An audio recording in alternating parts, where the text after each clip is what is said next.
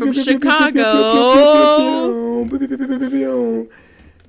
It's That's What We Read, a Bookcast. It took a long time for you to say that. Hey, everybody. It's Willow and Rocio. Listen, surprise. We alluded to this in episode 3, that there may be another episode. Here it is. This is the other episode. This is episode 4. We're going to call this the Epilogue, and we're going to start a series where we just talk about other stuff. This may be questions related to other books. It may be us just talking about book-related stuff or not. Who knows? We don't know what this is going to become. Yeah. But this is going to be all the extra stuff that couldn't make it into a regular episode. This epilogue is going to be about or related to The Alchemist. So if you haven't heard that episode, go ahead and listen to that. And pause this one, go back, listen to that, skim through a little bit, and then come back. Because we wanted to have another discussion about some of the topics related to this book. Rocio, what's going on? How you doing? I'm doing great. But you know what? It is kind of sad because tomorrow it's raining in Chicago. But I feel like that's not relevant to the podcast show. You have gotten Rocio's current state and also a weather report. You heard it here first, folks. Yeah, back to the studio. Back to the studio. Okay, Rocio, number one. Let's just knock it out of the park right away. Do you feel you have a personal legend? / what are your pyramids? So we talked about it in the main episode for Alchemist. This question kind of stresses me out because I never know how to respond. And previously, I told Willow that one of my supervisors in a Zoom call asked like, what do you want to do with your future? Like, what are your plans for the future? Because I'm about to graduate with my master's. So obviously that's a question that always comes out when you're going to make a big decision. Can we just stop there, Rocio? When you listen to this, I want everyone to go to our profile and spam the comments, spam our DM. Rocio's getting our master's degree, okay? Yeah. This is not a small feat. This is big. I just want to celebrate you, my friend, because I'm proud of you and you're doing it. Somehow you're getting a master's degree and you're also reading a bunch of books. I'm not getting a master's degree and I can barely finish one book. So this is good. Yeah, sometimes you just gotta... Yeah, I don't know how I made it this far, but 4 more weeks. Well, by the time you listen to this, it'll be over. I'll be sleeping. I'll be watching so much TV, reading so many books. I can't wait. I'll have so much free time. Anyways, back to this question. So I was asked, like, what do you want to do? What are you gonna do? What are your goals? What are your dreams? I was like, I don't have any idea. I don't know what to answer. I don't know why you're asking me this. But I feel like there's just so much stress, especially when you're young, about what your career you want to do, what your goals, what your dreams are. But like I said in the other episode, like I don't want to pick one solid answer. I really don't know what I want to do. I'm figuring out one step at a time, and that's okay. And this is coming from someone that was a type A person that will plan everything in her life. Like I was like, I'm going to be a genetic counselor, and these are the steps that I need to take to get to that point. That is my personal legend. And now I'm like I've taken 5 different roads after that. So tip, even if you have a personal legend, don't be scared to stray away from that legend if that one no longer fulfills you. It's okay to switch it. Listen, another tip, don't try to plan your life out too much. Yeah. I know that sounds kind of vague, but like every time you think you have a plan, life is like, no, I'm doing something else. It never works. So just ride the waves. I don't even know what that means, but it all makes sense now. Wow, throwback to when you wanted to be a genetic counselor. I remember that. That's crazy. TBT. Did all that camp for nothing. You'd be the only one because I didn't finish. Anyway, my personal... Listen, when I was a kid, I had always said I wanted to help people.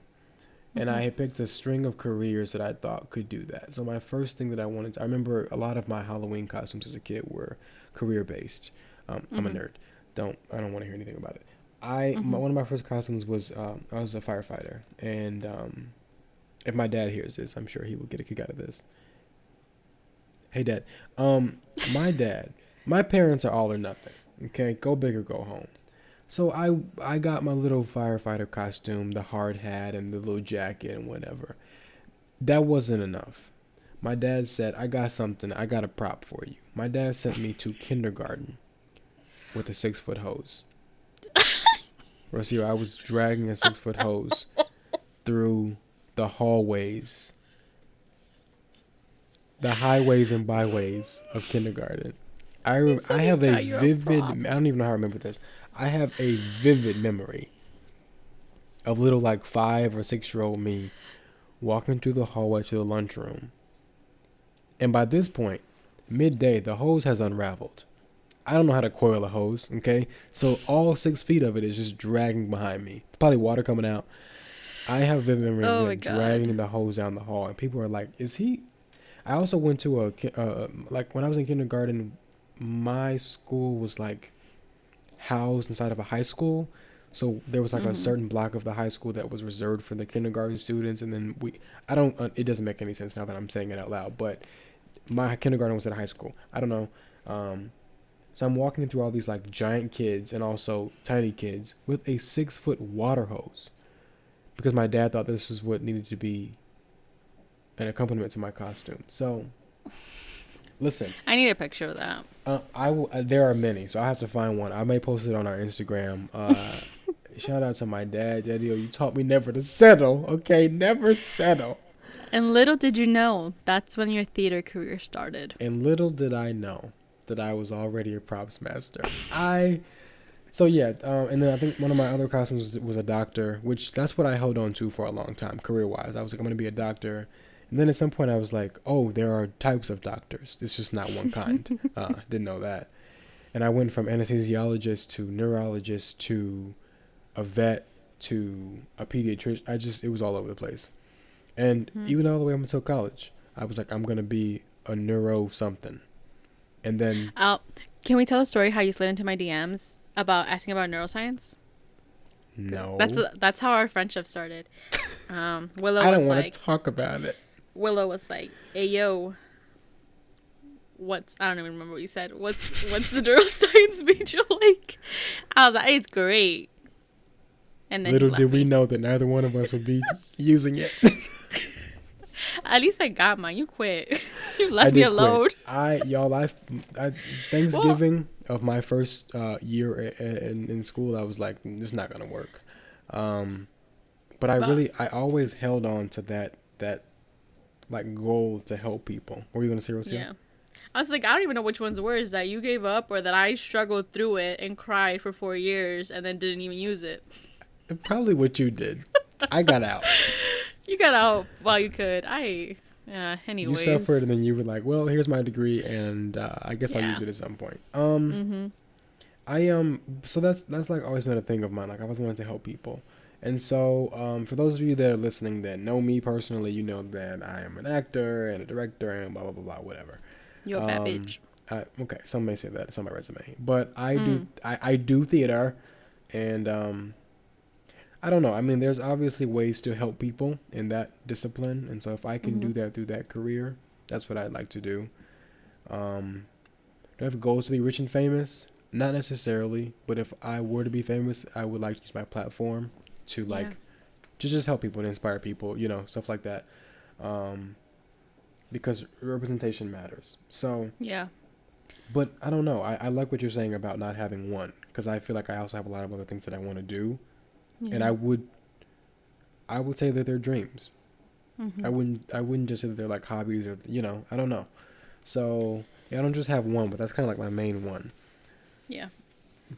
Am I like striving to get there? Yeah. I mean, we'll see. Nobody knows what's going to happen.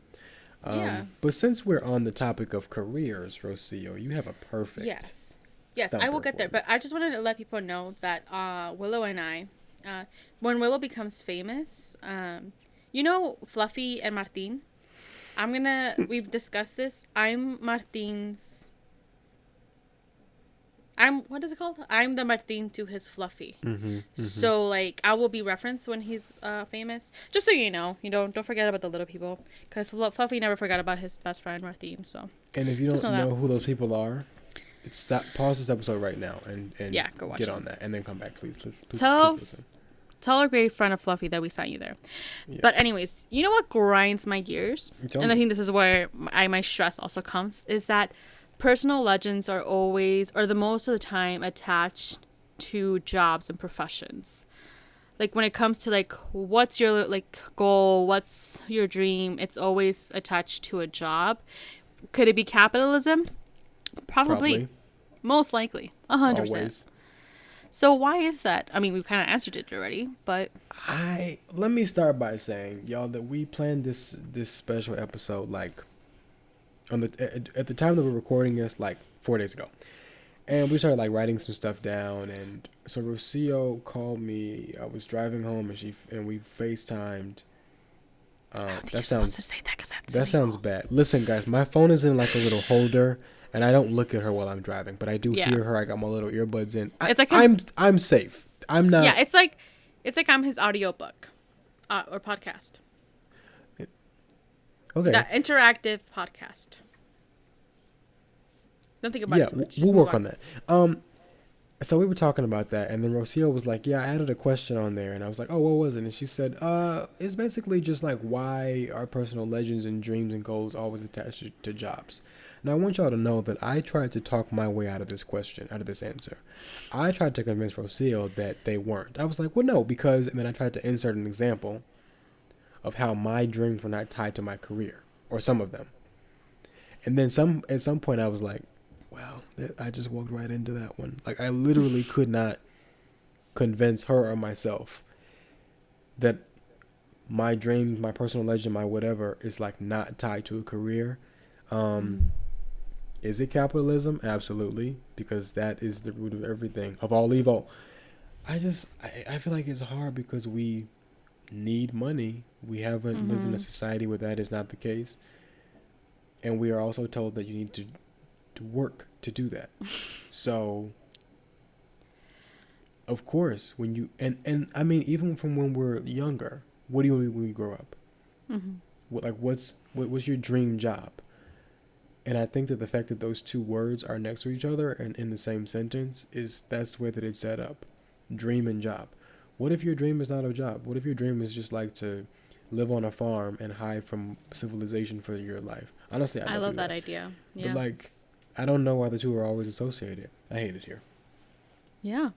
Yeah, I mean, I don't think I have more to add, but it's just like, why? I think, again, that's why it frustrates me, because I don't like the idea of picking one job and then staying in it for the rest of my life. And that might be related to my commitment issues. That's a different story. But that's a different episode. That's a different episode.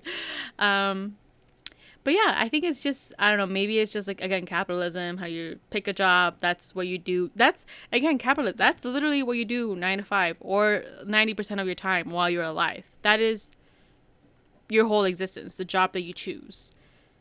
So sadly, in a way, I guess that is why it's your personal legend, because you're just spending so much damn time doing that, making money to survive.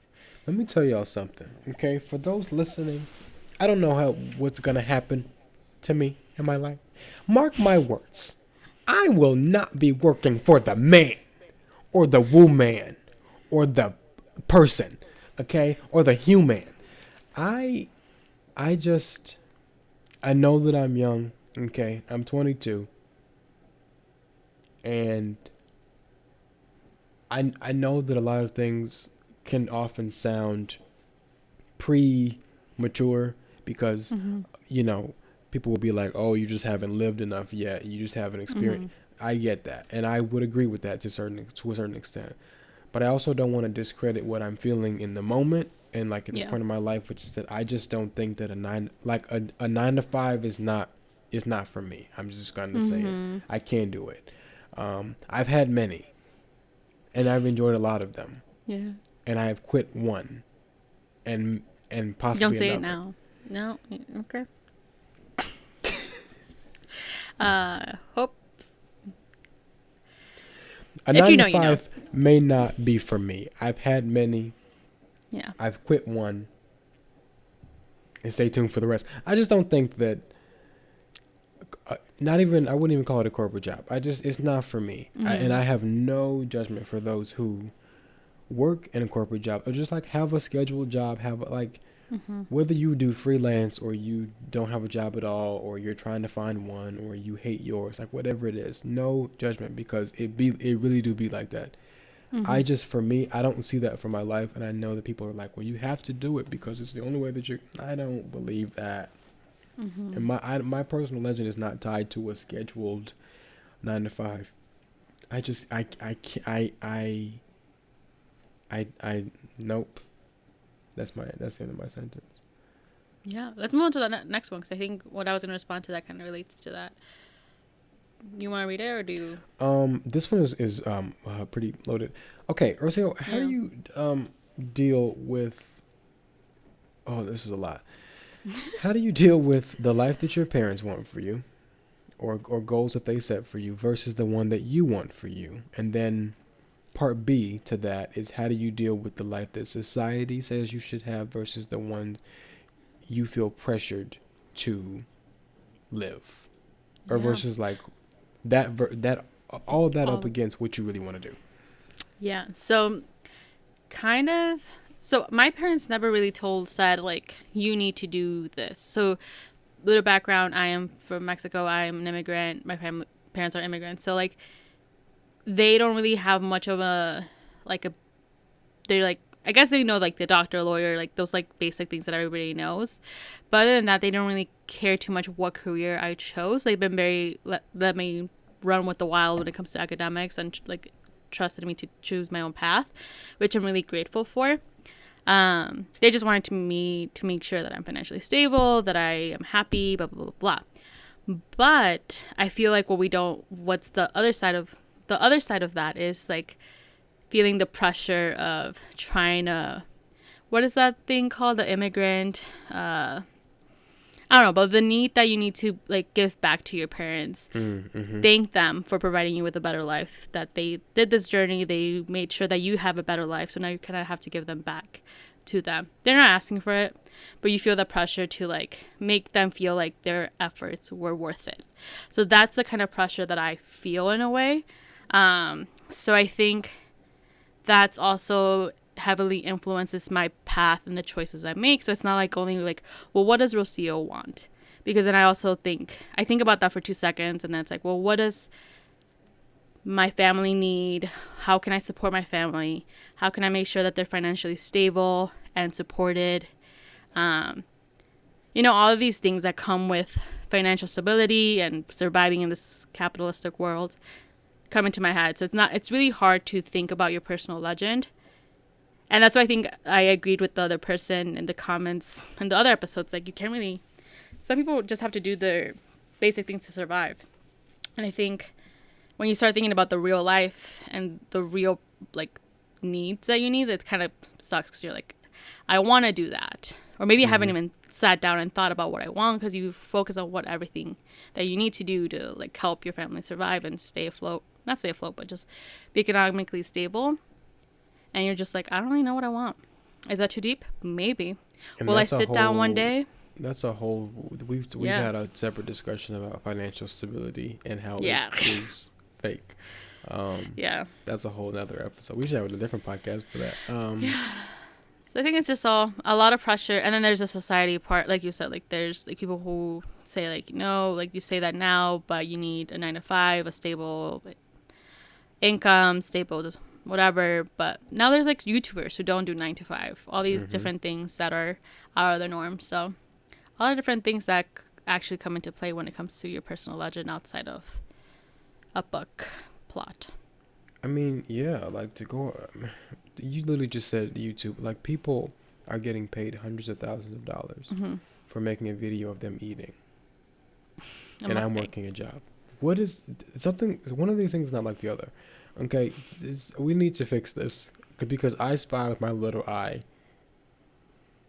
that I need to do that instead of what I'm doing. Well, you know that lady, apparently, I saw this TikTok where they said that lady from, when they guess the words, what is that called?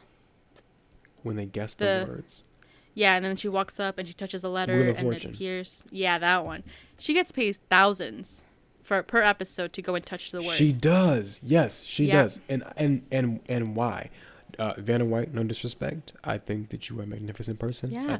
I don't know anything about you, but I mean, to be real, she wears cool dresses and she walks across the stage and touches letters on the screen. And then people over here getting paid minimum wage for breaking their backs. People get paid nothing to be yelled at for 8 hours a day. Yep. So yeah, like you said, one of these things does not make sense, or both things don't make sense. I think for me, I'll answer the society one first because that's a short and quick answer. I don't care about the life that society wants me to live.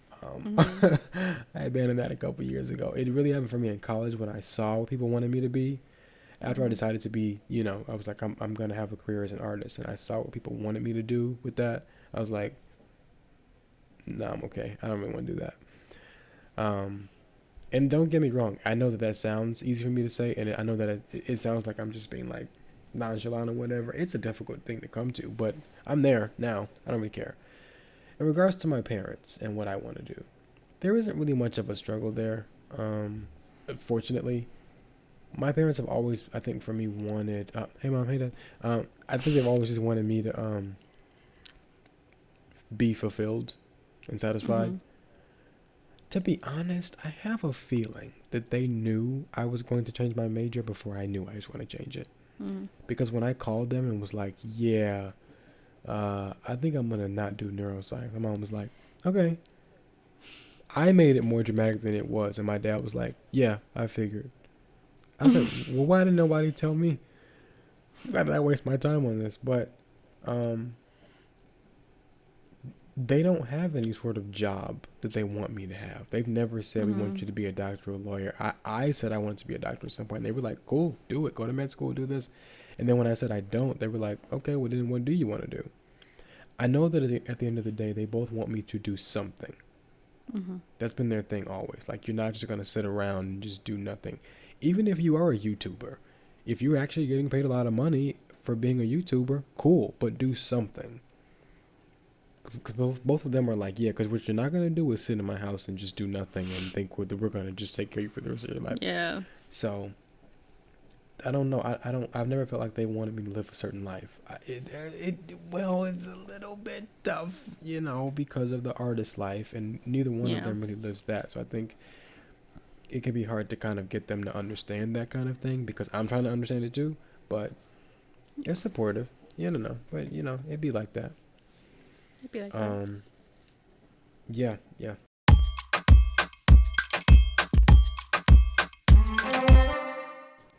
Do we go to the next one? Yeah, what's our next one? How do you approach obstacles in your life? I don't. I avoid them at all costs. I turn around.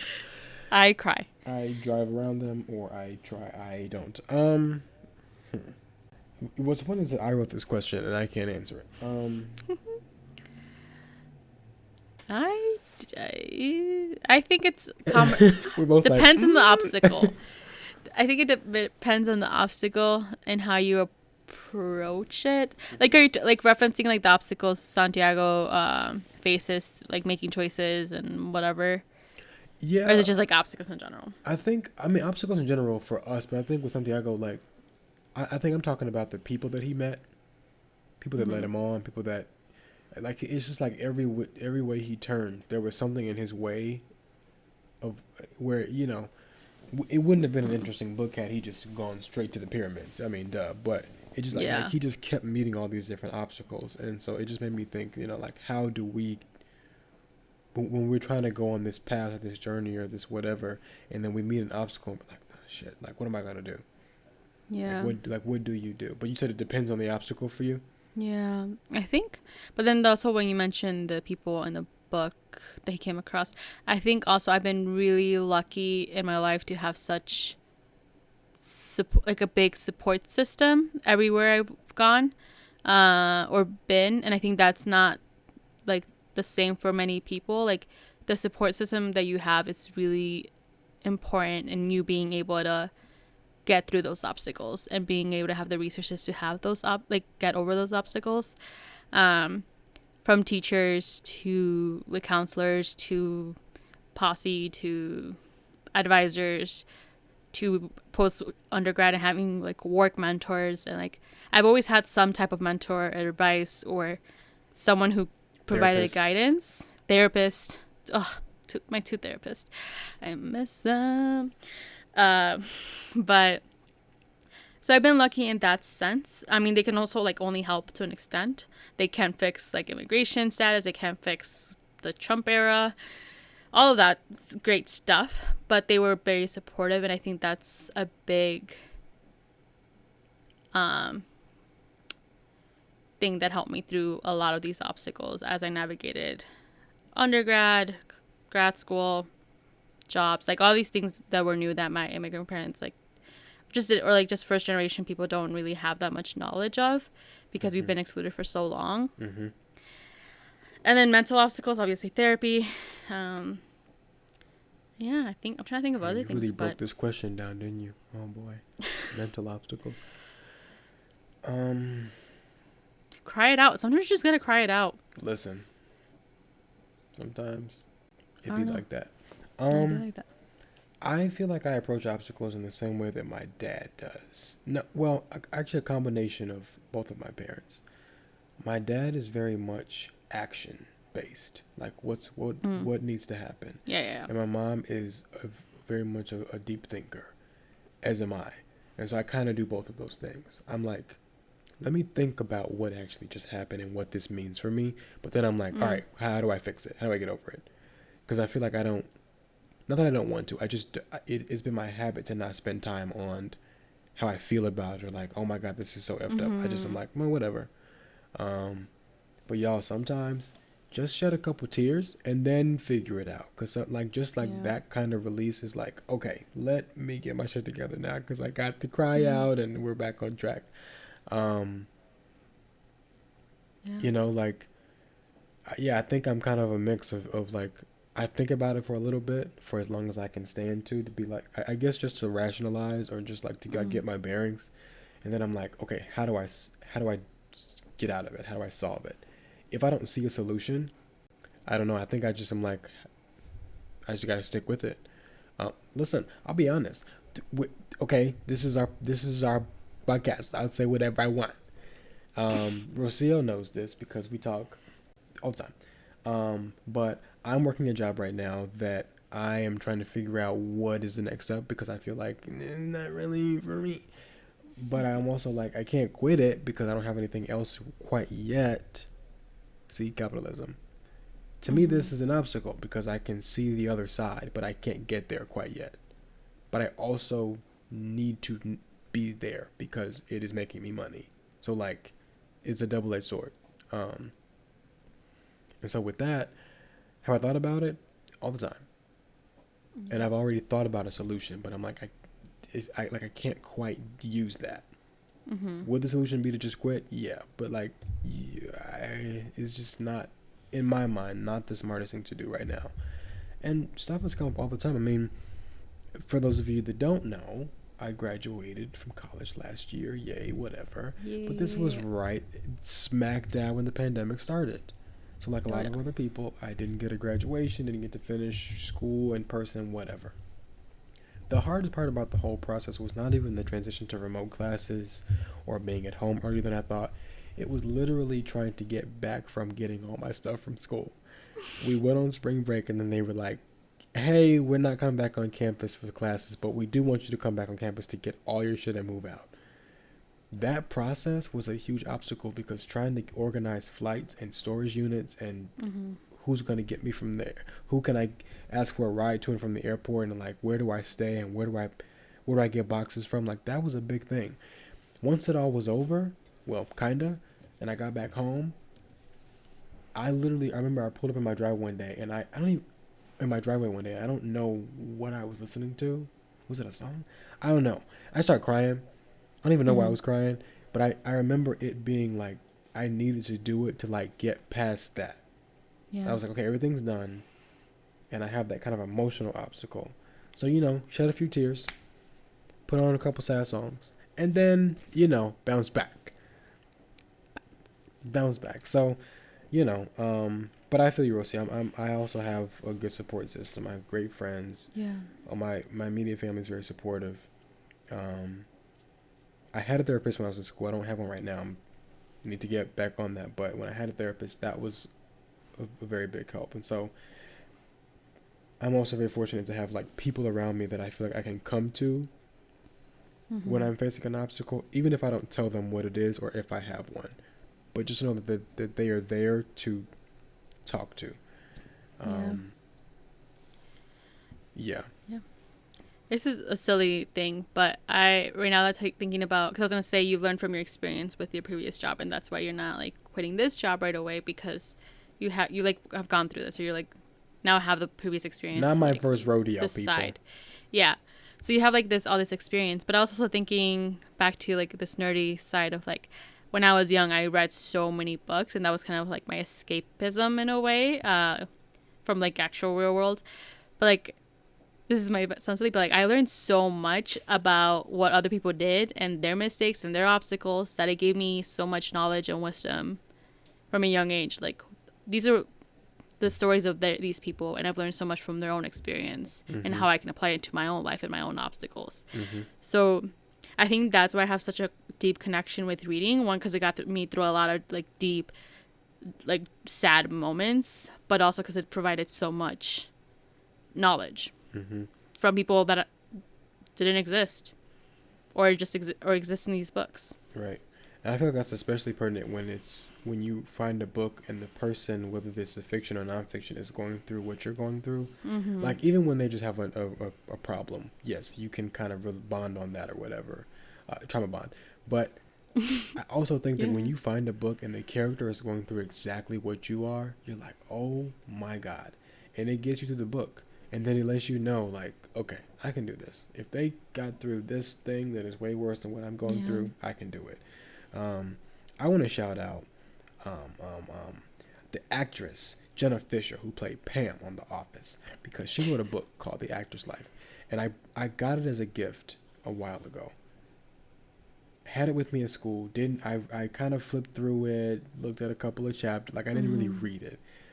But I picked it back up in between The Alchemist and our other book, and I'm kind of reading them both at the same time. But she talked about her journey to Hollywood, and like, you know, that classic story that we hear about people like packing up from where they live and moving to a city, LA, Chicago, or New York.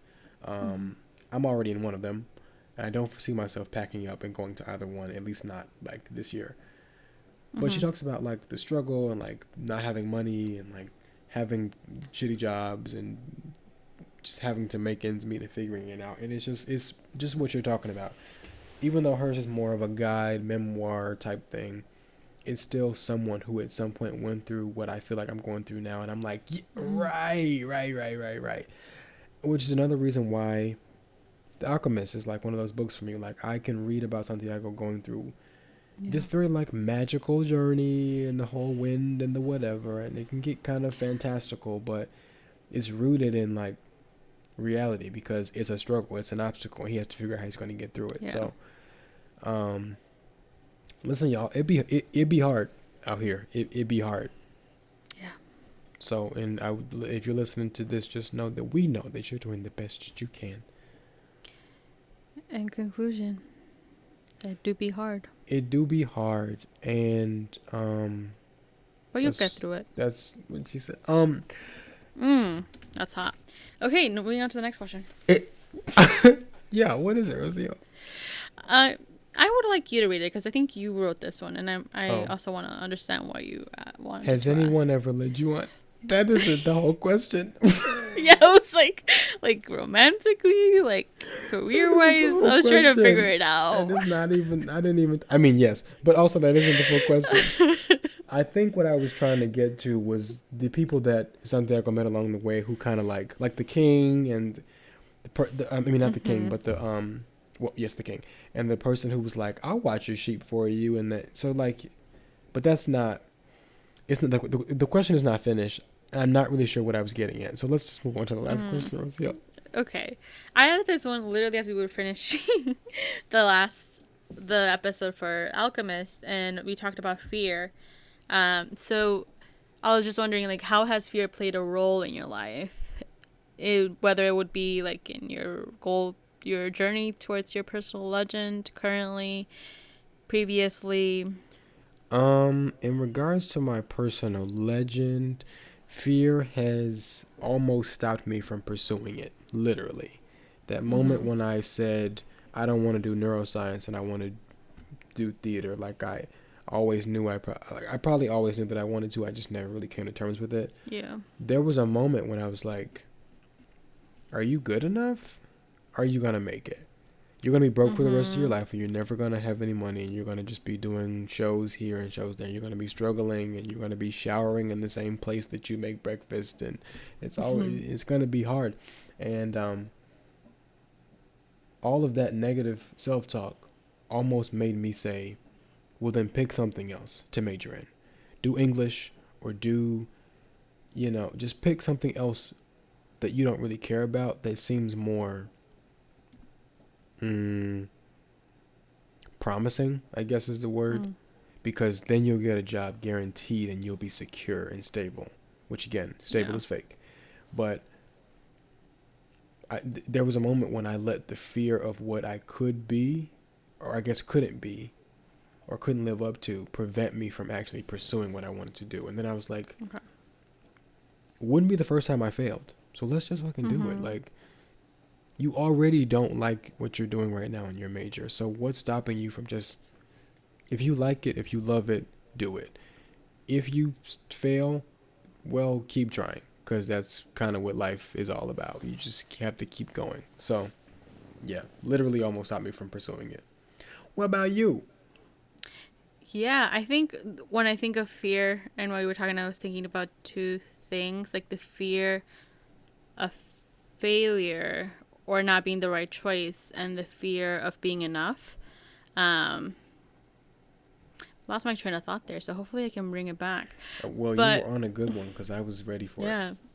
Yeah. So, like, thinking about, like, I also was in theater, or I did acting for a while in high school, and there was a lot of fear of, like, failure, fear of messing up lines, missing, like, all these things. I also had, like, a little public speaking, like, anxiety, sometimes. But, like, I think that definitely stopped me from pursuing that that goal of maybe doing theater, more as continuing to do theater in college or after the program ended.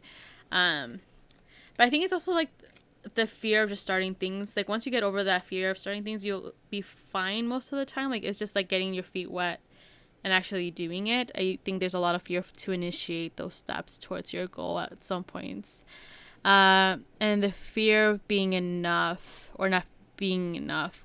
I think that also is, like, am I doing enough? Am I enough for this journey? Like, and I think that also goes back to, like, imposter syndrome, trying to be like they make, like, first generation people, BIPOC, like, trying to prove that you are enough of a person, like, enough to be where you are at, or trying to, like, always do more, like, or enough add to your plate. Like, just live as you want to. Yeah. So I think that's also, like, something that's added to our personal legends, our own and individual legends as well. Like, there's all these, like, things that you need to prove. Like, I am enough because I did this and this, and I don't know, trying to prove it to the society. Like, you are worthy of being here, but then that's the fear. Like, am I enough? Am I doing enough? Right. And then you kind of, like, second guess everything, and you kind of, like, decide not to pursue it because you might not think you're doing enough.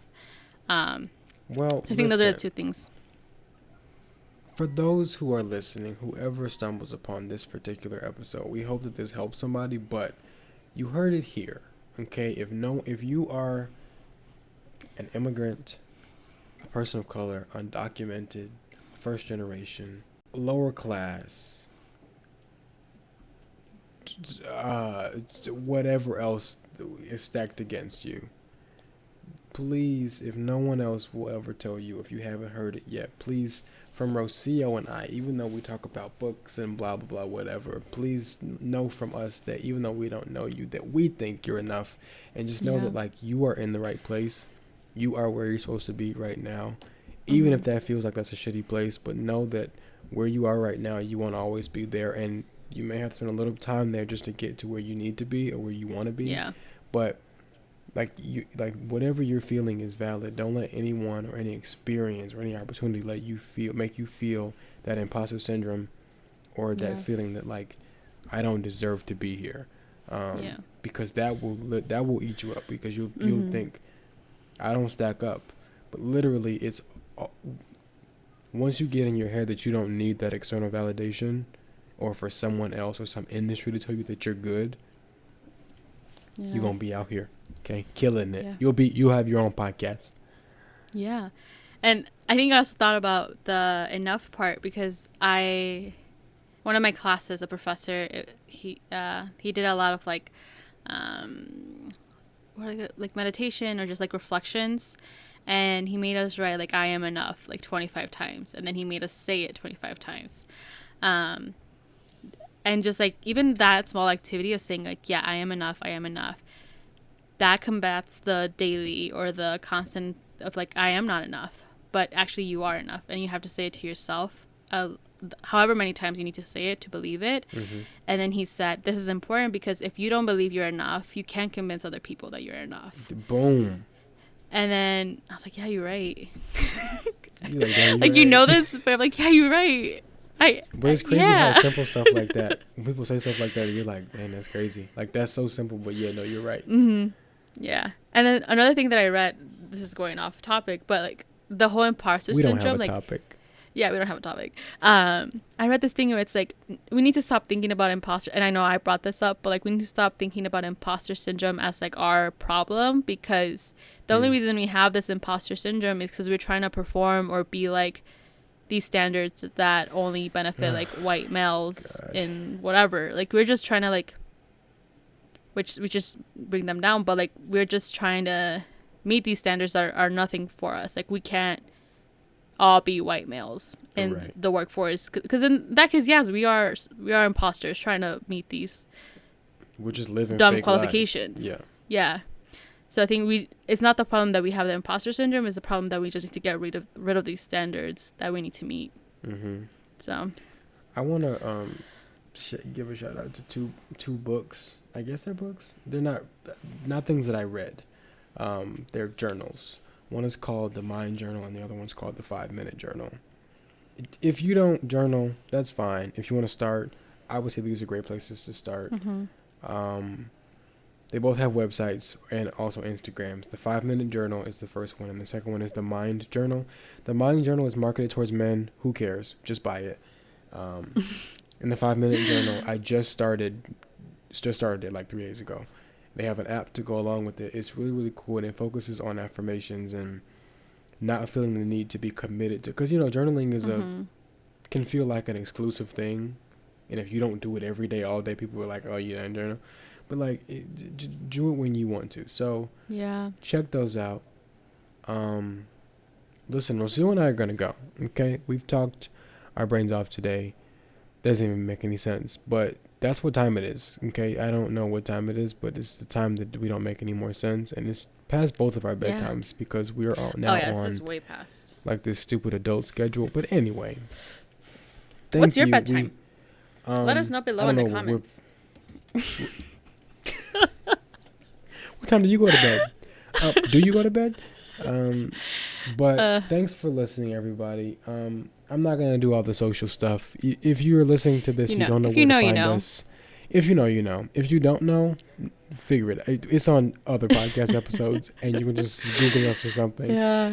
But we hope that this helped someone. And, if you like this episode, let us know. Like, DM us either personally or on our account for the Bookcast. And we'll do more things like this, and it won't just be all about books.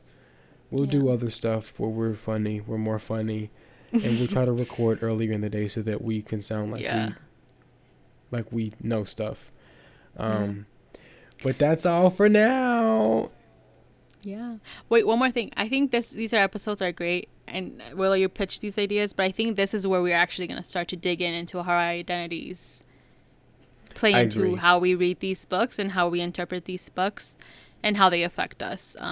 So I think this is going to be a deeper analysis of us as people and the books. So let's just say these episodes are here to stay. We don't have a specific schedule for them, and we don't know where they're going to be released. But I think that let's start with this one as the first of the epilogue series, whatever that ends up being. But I think that will allow us to really